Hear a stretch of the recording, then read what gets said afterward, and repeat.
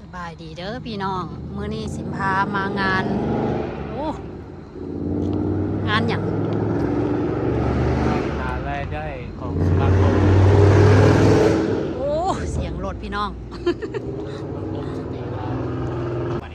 เจอกันอีกแล้วดีไม่แห้งเด้ออย่าดีไม่แห้งเข้าไปทางไหนเข้าไปมาเจอกันทางไหนแวนบ่มาพักผ่อนโอ้มากินอากาศสดมาแล้วในงานโจสเค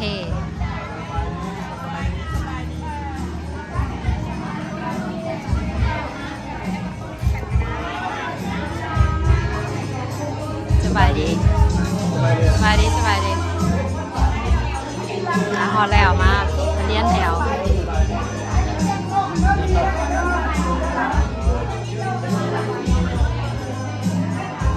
สปอนเซ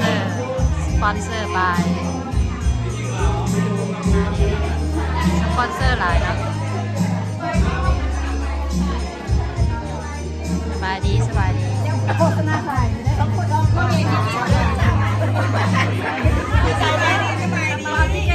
สบายดีโอ้มีแต่พวงงามเนาะฮะซาปะนี่ไปกินข้าวเด้อเพื่อนจะกินข้าวเข้าใจเด้อสบายดีโอเค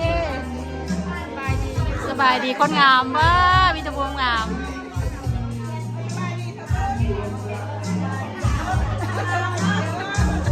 สีงาม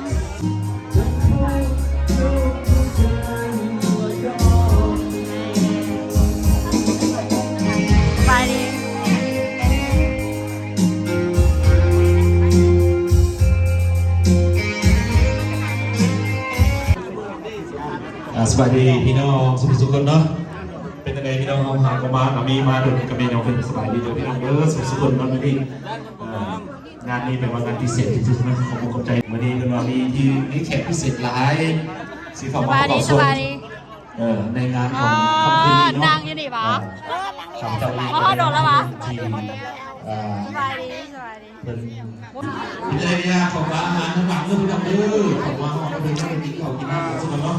เขาก็เรื่องการรายการงานของเขานี่เขาเรียกว่าสุภาพสตรีเป็นสีโซ่ก่อนของสภาพของงานนี่ของงานของสภาพสตรีเป็นสุภาพบุรุษผมมีด้วยมั้ย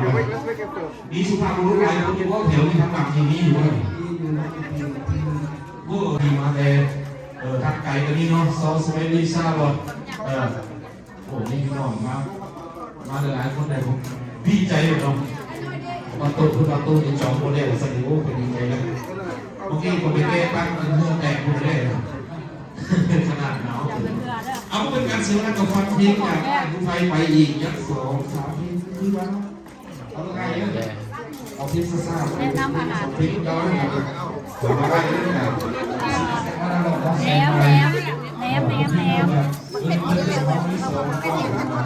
นมเด้อแหนมซุปใส่ของไทยของแซ่บเป็นลายในที่นี้เนาะการเรียนของ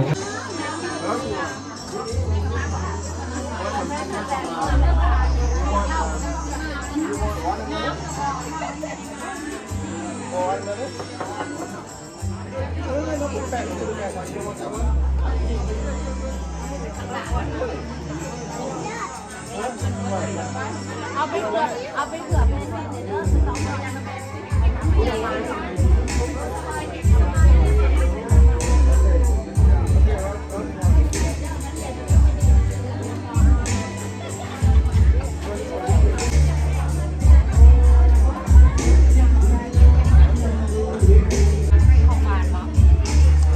เจ้าด้วยนี่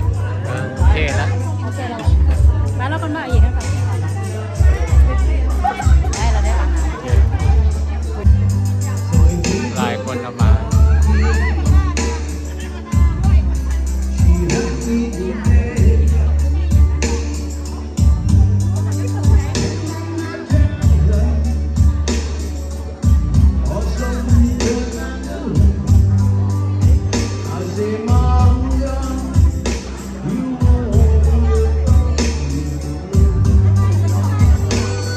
ยังดีเลยเนาะพี่น้องเนาะพ ก็มันจำบรรดาเนาะ กินแล้ววันนี้ พี่น้องเอาสบายดีเด้อผมมาใหม่เนาะถูกมากระดุนเลยก็จะสบายดีขึ้นยอดแล้วเนาะใจเย็นๆนะพวกนั้นยังเย็น ถ่ายหมดได้มาถ่าย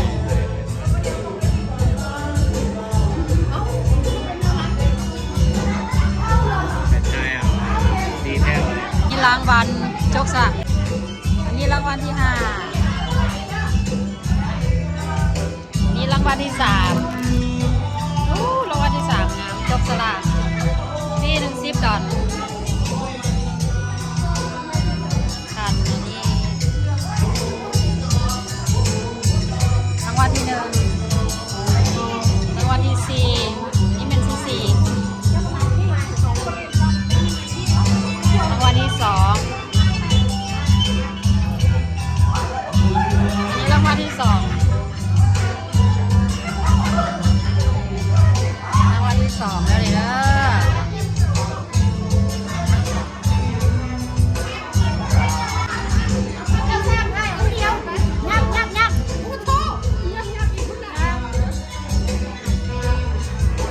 โอ้ยเอาแอก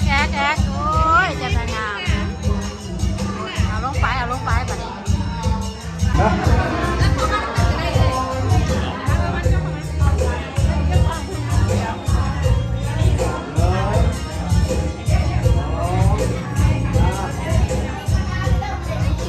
งาม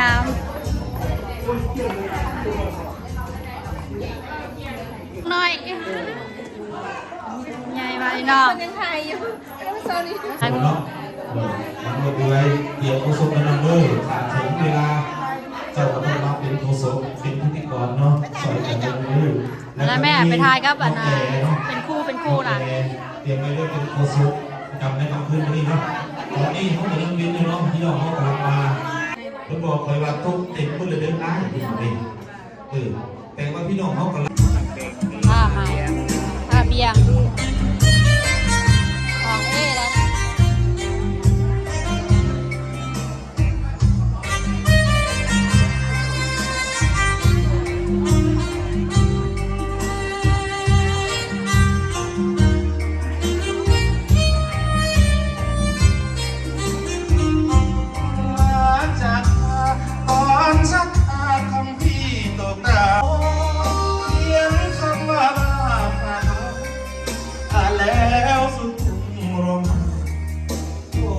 ว่าแต่มีแต่เมื่อนี้เด้อ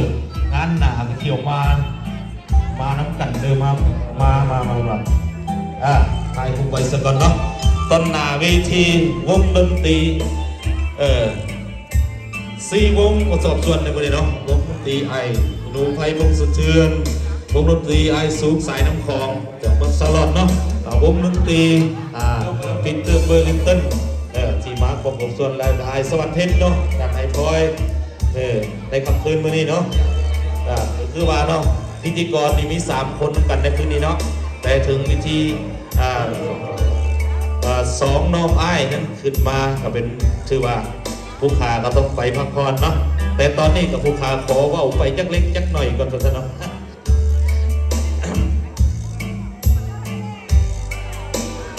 ถ่ายผูกไปเด้อพี่น้องเด้อวันนี้เป็นทีละนึงเนาะเอายิ้มกันยิ้มแน่เอาบักซีนะคุณน้องเนาะโดนเห็นกันครั้งนึงนี่ก็คือว่ามีอย่างพิเศษกันให้เราเด้อพี่น้องเด้อมีอย่างพิเศษกันจัดเอาเลยเด้อตอนนี้เนาะจัดไปเด้อผมก็ขอบใจเด้อที่มาห่วงในงาน